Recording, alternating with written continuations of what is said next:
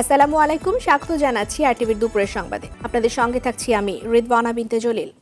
আগামী জাতীয় সংসদ নির্বাচনকে বিতর্কের ঊর্ধ্বে রাখতে এবং গ্রহণযোগ্য করতে সর্বাত্মক চেষ্টা করবে নির্বাচন কমিশন, একথা জানিয়েছেন প্রধান নির্বাচন কমিশনার কাজী হাবিবুল আউয়াল।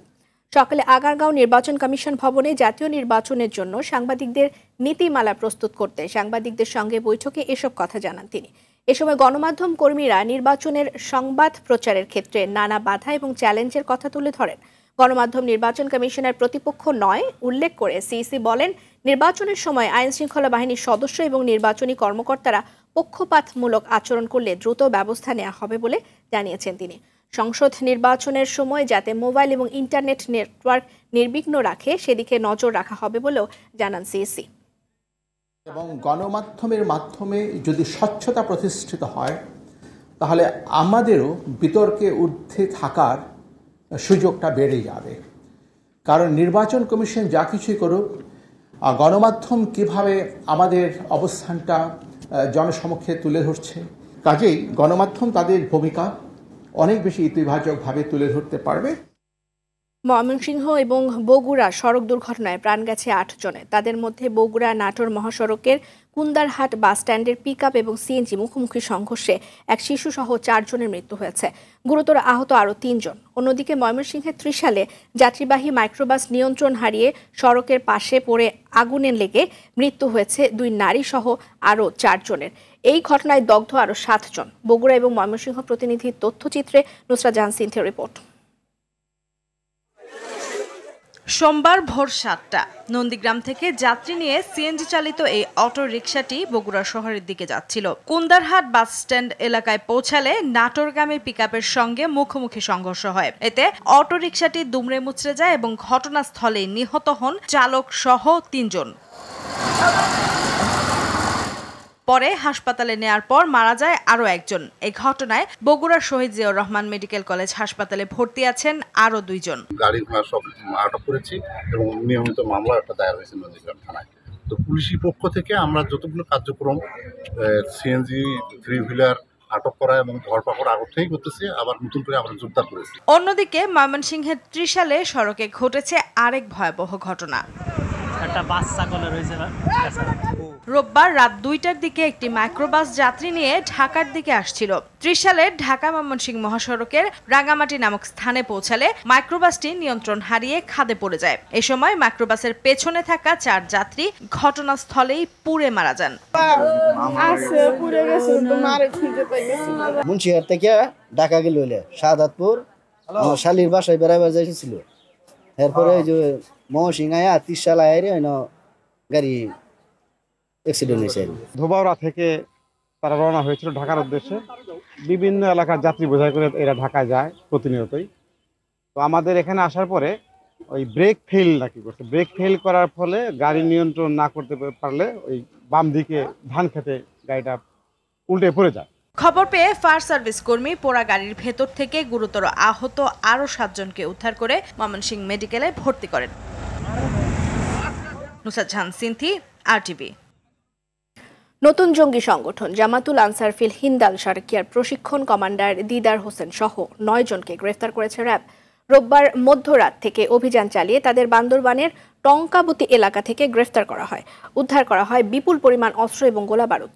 দুপুরে বান্দরবান জেলা পরিষদ সম্মেলন কক্ষে সংবাদ সম্মেলনে র্যাবের আইন ও গণমাধ্যম শাখার পরিচালক খন্দকার আল মঈন জানান, গ্রেফতার হওয়া ব্যক্তিরা আত্মীয়, পরিচিত ব্যক্তি এবং বন্ধু বান্ধবদের মাধ্যমে উদ্বুদ্ধ হয়ে উগ্রবাদে জড়িয়েছে। প্রাথমিক প্রশিক্ষণ শেষে তাদেরকে পাহাড়ে সামরিক প্রশিক্ষণের জন্য আনা হয়। তিনি জানান, এ পর্যন্ত জঙ্গি সংগঠনের বিভিন্ন পর্যায়ের নেতা সহ সর্বমোট ৫৯ জনকে গ্রেফতার করা হয়। আর এই অভিযান অব্যাহত থাকবে বলেও জানান তিনি।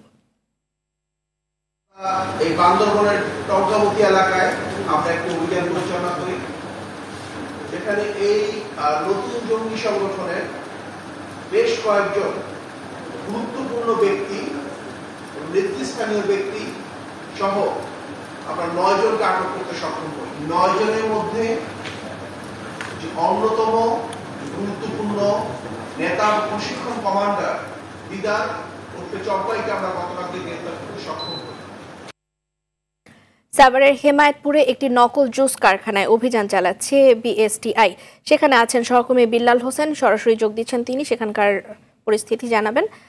বিল্লাল, নকল জুস কারখানাটিতে কি ধরনের জুস তৈরি হয় আর কি নামে কতদিন ধরে বাজারজাত করা হচ্ছিল এই জুসগুলো? রেদওয়ানা, আপনাকে যদি সেটি বলে রাখি, আসলে যে ধরনের জুস তৈরি হয়, আপনাকে এই যে জুসটি যেটি আসলে বাজারে দেখে কোনো উপায় নেই যে এটি আসলে নকল juice.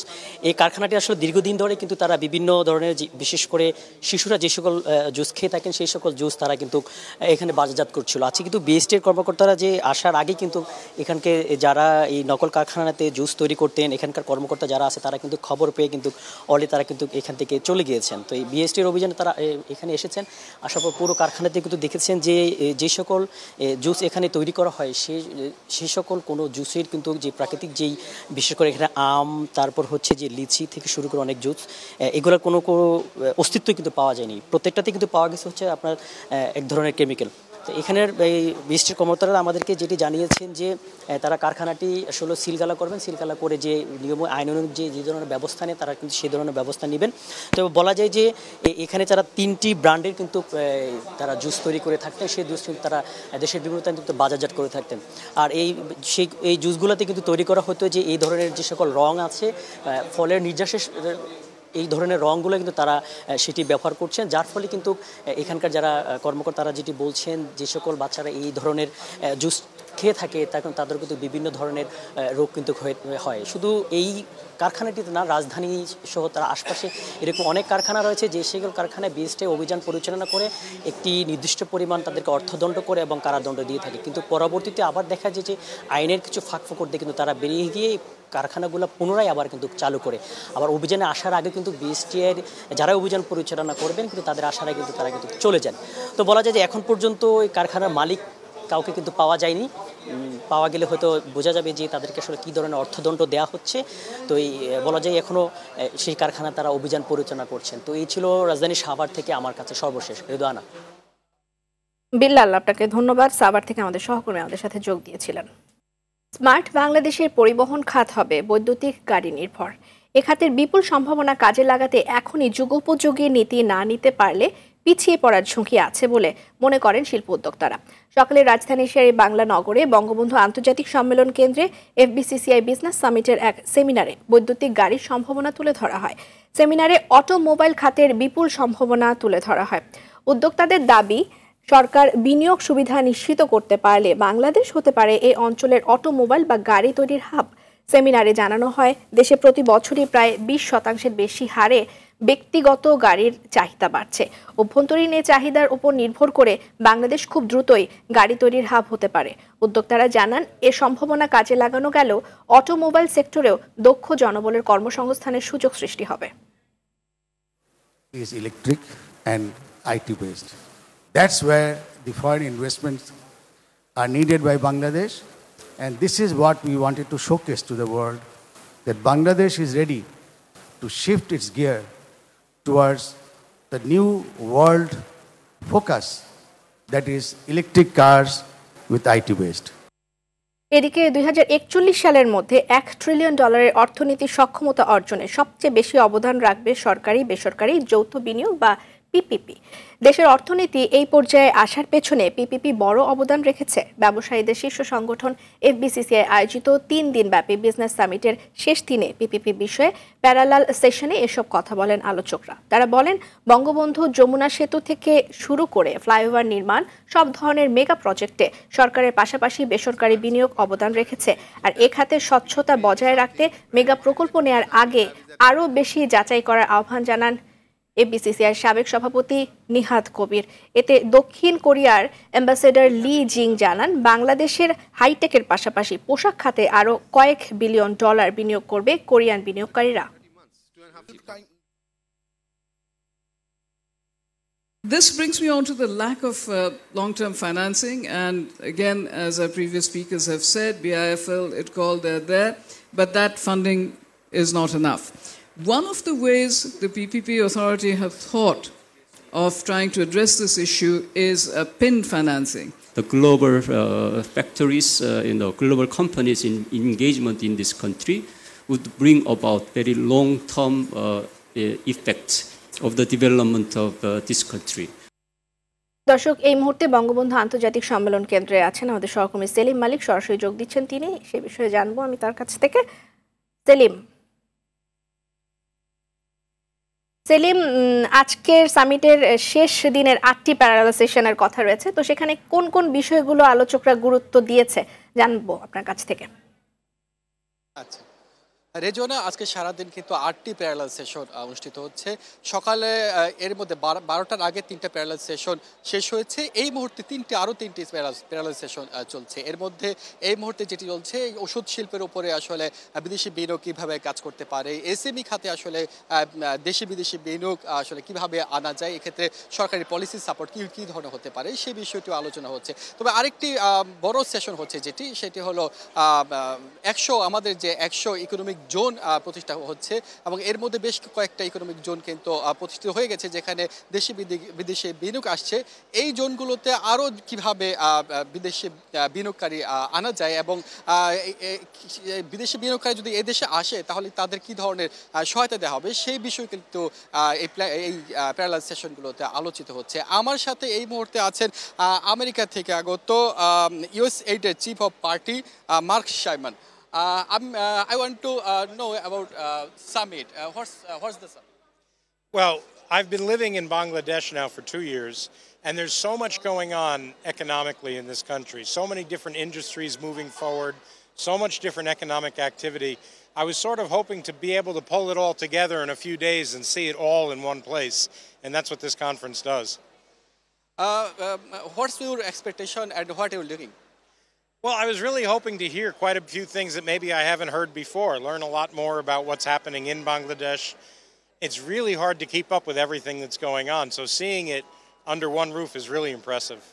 Do you think is summit successful?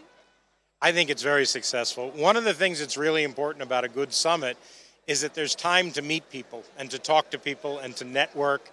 And I found this summit to be great for something like that. I've met people from around the world, and I've met some amazing entrepreneurs from Bangladesh, all in the last 3 days. It's been fantastic. Thank you. Thank you. সুতরাং আপনি জানলেন যে mark শাইমান যেটি বলেন যে বাংলাদেশ কিন্তু যে ব্র্যান্ডিংয়ের জন্য যে সামিটটা করা হচ্ছে সেটি কিন্তু বড় ধরনের সফলতা পেয়েছে এর মধ্যে, এবং এই সফলতা যদি বা এই যে প্রচেষ্টা এটা যদি চলমান থাকে তাহলে কিন্তু বাংলাদেশ 2041 সালের মধ্যে যে আমাদের লক্ষ্য রয়েছে উন্নত বাংলাদেশ গঠন, এবং 2041 সালের মধ্যে আরেকটি লক্ষ্য $1 ট্রিলিয়ন অর্থনৈতিক সক্ষমতা অর্জন, সেটি কিন্তু বাস্তবায়িত হবে। তো আমার কাছে এই ছিল সামিট থেকে খবর। এবং অতিথি বক্তা যেটি বলছিলেন যে অনেক অজানা কথাও বাংলাদেশ সম্পর্কে তারা এই সামিটের মাধ্যমে জানতে পেরেছে। সেলিম মালিক, ধন্যবাদ আপনাকে। আমাদের পঞ্চগড়ে আহমদিয়া সম্প্রদায়ের উপর হামলার ঘটনা আওয়ামী লীগের পূর্ব পরিকল্পিত বলে অভিযোগ করেছেন বিএনপির মহাসচিব মির্জা ফখরুল ইসলাম আলমগীর। সকালে ঠাকুরগাঁওয়ের নিজ বাসায় জেলা বিএনপির বর্ধিত সভায় তিনি বলেন, দেশে নির্বাচন ব্যবস্থা নিয়ে বিএনপির আন্দোলন নস্যাৎ করতে চায় আওয়ামী লীগ, সে কারণে পঞ্চগড়ে পরিকল্পিত হামলা চালিয়ে বিএনপির ওপর দোষ চাপানোর চেষ্টা করছে তারা। এ সরকারের অধীনে বিএনপি কোনো নির্বাচনে অংশ নেবে না বলে আবারও জানান মির্জা ফখরুল।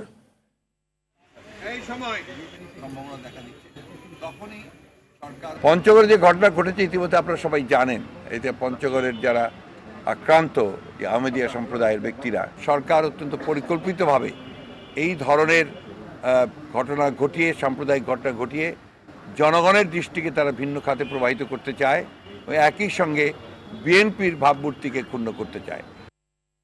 সুলতানস ডাইনে খাসি ছাড়া অন্য কোনো মাংসের প্রমাণ পাওয়া যায়নি বলে জানিয়েছেন ভোক্তা অধিকারের উপপরিচালক মনসুর রহমান শাহরিয়ার। দুপুরে অধিদপ্তরের সংবাদ সম্মেলনে এই কথা জানান তিনি। গত বৃহস্পতিবার জনৈক কনক রহমানের ফেসবুকে করা একটি পোস্ট রীতিমতো ঝড় তোলে সোশ্যাল মিডিয়াতে। এর পরিপ্রেক্ষিতে নিরাপদ খাদ্য কর্তৃপক্ষ ও পরে জাতীয় ভোক্তা অধিকার সংরক্ষণ অধিদপ্তর অভিযান চালিয়ে ওই অভিযোগের কোনো প্রমাণ পায়নি। আমাদের যে কর্মকর্তা এটা শুনানি নিয়েছেন, সবকিছু শুনের পরে তিনি লিখেছেন, খাসি বাদে অন্য প্রাণীর মাংসের ব্যবহার নিঃসন্দেহভাবে প্রমাণিত না হয় অভিযুক্ত প্রতিষ্ঠান সুলতান ডাইন্সকে অন্য প্রাণীর মাংস ব্যবহারের অভিযোগ থেকে অব্যাহতি দেওয়া যাবে। রাজশাহী বিশ্ববিদ্যালয়ের শিক্ষার্থীদের সঙ্গে স্থানীয়দের সংঘর্ষের ঘটনায় পুলিশ বাদী হয়ে মতিহার থাকায় অজ্ঞাত নামে 300 জনকে আসামি করে আরও একটি মামলা করেছে। এর আগে বিশ্ববিদ্যালয়ের রেজিস্ট্রার আব্দুস সালাম অজ্ঞাত 4 থেকে 5 শতাধিক জনকে আসামি করে মামলা দায়ের করেছেন।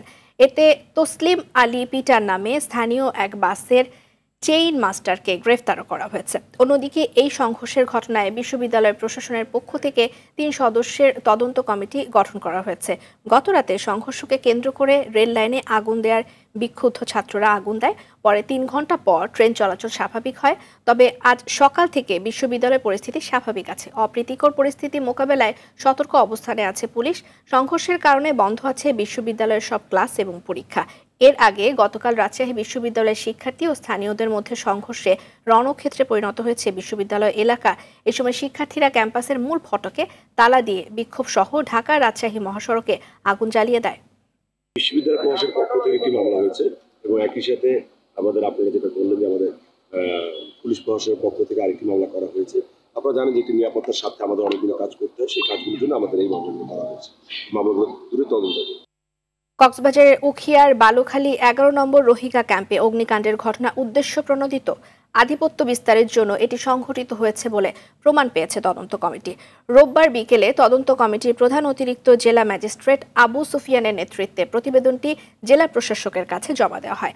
পরে সংবাদ সম্মেলন করে জানানো হয় 4 পৃষ্ঠার এই তদন্ত প্রতিবেদনে নানা প্রমাণপত্র হিসেবে 74টি পৃষ্ঠা সংযুক্ত করা হয়েছে। আর 3 দিন ধরে তদন্তকালে তদন্ত কমিটি অন্তত 75 জনের সাক্ষ্য নিয়েছে। আগুনের ঘটনায় রোহিঙ্গারা যে সাক্ষ্য দিয়েছে তাতে ভিন্ন ভিন্ন বক্তব্য এবং ব্যক্তির নাম এসেছে। এদের শনাক্ত করা কঠিন। তাই মামলার মাধ্যমে এই ঘটনার অধিকতর তদন্ত জরুরি বলে জানান তদন্ত কমিটির সদস্যরা। গত 5 মার্চ বিকেলে উখিয়ার বালিখালী 11 নম্বর ক্যাম্পে আকস্মিক অগ্নিকাণ্ডে 2000 ঘর পুড়ে গৃহহীন হয়ে পড়ে প্রায় 15,000 রোহিঙ্গা পরিবার। আর এই ঘটনায় আহত হয়েছেন প্রায় 2000 রোহিঙ্গা। পক্ষে কোথায় কে আগুনটি লাগিয়েছে সুনির্দিষ্টভাবে আমরা জানতে পারিনি। এর থেকে পরিত্রাণের উপায় হিসাবে আমরা বেশ কিছু সুপারিশ কমিটির পক্ষ থেকে আলোচনা করে আমরা আমাদের কর্তৃপক্ষকে দিয়েছি। যেহেতু একটা নাশকতামূলক উদ্দেশ্য প্রণোদিত, সুতরাং আমাদের 1 নম্বর পয়েন্টটাই হলো যে একটি মামলা দায়ের করে এর আরও তদন্ত করে দোষী ব্যক্তিদের খুঁজে ব্যবস্থা গ্রহণ করা। 3 ম্যাচ টি-20 সিরিজের শেষটিতে কাল ইংল্যান্ডের মুখোমুখি হবে বাংলাদেশ মিরপুর শের-ই-বাংলা স্টেডিয়ামে। টি-20 সিরিজে শেষ ম্যাচে জয় নিয়ে সীমিত ওভারের ক্রিকেটে ইংলিশদের হোয়াইট ওয়াশের স্বাদ দিতে চায় টাইগাররা। ঘরের মাঠে ইংল্যান্ডের কাছে ওয়ানডে সিরিজে হারলেও টি-20 সিরিজ নিজেদের করে নিয়েছে বাংলাদেশ। শেষ ম্যাচেও জয়ের ধারা ধরে রাখতে চায় সাকিব আল হাসানের দল। অন্যদিকে নিয়ম রক্ষার ম্যাচে জয় নিয়ে হারের ব্যবধান কমাতে চায় ইংল্যান্ড। বিকেল 3টায় মুখোমুখি হবে 2 দল। আজ থেকে শুরু হচ্ছে বঙ্গবন্ধু কাপ আন্তর্জাতিক কাবাডি টুর্নামেন্ট। জাতীয় ভলিবল স্টেডিয়ামে বিকেল 3:30টায় প্রতিযোগিতার উদ্বোধন করবেন তথ্যমন্ত্রী ডক্টর হাসান মাহমুদ। উদ্বোধনী দিনের প্রথম ম্যাচে পোল্যান্ডের মুখোমুখি হবে বাংলাদেশ। বঙ্গবন্ধু কাপ আন্তর্জাতিক কাবাডিতে 2বারের চ্যাম্পিয়ন বাংলাদেশ। হ্যাট্রিক শিরোপা ঘরে তুলতে জয় দিয়ে আসর শুরু করতে চায় লাল সবুজের প্রতিনিধিরা। বিকেল 4:30টায় শুরু হবে ম্যাচটি। বিকেল 5:30টায় চাইনিজ তাইপের মুখোমুখি হবে কেনিয়া। সন্ধ্যা 6:30টায় আর্জেন্টিনার প্রতিপক্ষ ইরাক। দুপুরের সংবাদ এ পর্যন্তই। সবশেষ সংবাদ জানতে যে কোনো মোবাইল ফোন থেকে 24141 নাম্বারে ডায়াল করুন। জেলা সংবাদ বিকেল 4:45টায় দেখার আমন্ত্রণ রইল। ধন্যবাদ সবাইকে।